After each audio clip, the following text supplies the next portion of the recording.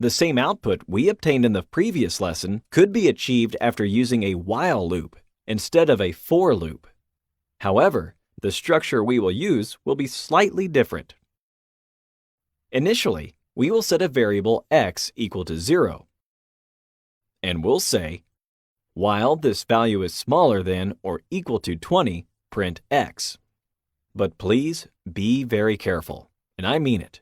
If you leave the code until here, you will run into an infinite loop, and your computer will crash. This is a situation you want to avoid, right? So, be very careful. Since x will always be smaller than 20, your loop will be infinite. It will iterate the same variable repeatedly. This is what we did here with x equals 0. And always is not what we want in an iteration. We want to get the loop to end. What is supposed to succeed the loop body in the while block is a line of code that specifies a change in x, or what has to happen to x after it is printed. In our case, we will tell the computer to bind x to a value equal to x plus 2. Let's see if it works. Awesome! This is much better. Actually, there is a term for what we just did.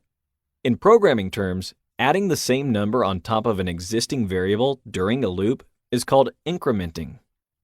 The amount being progressively added is called an increment. In our case, we have an increment of 2. Furthermore, the Python syntax offers a special way to indicate incrementing.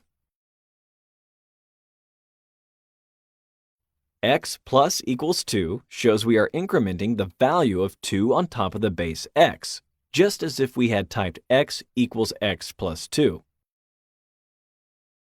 As you can see, the two outcomes are the same.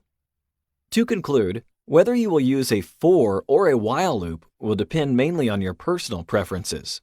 What matters is that your code does not crash and provides correct results. Right? Thanks for watching.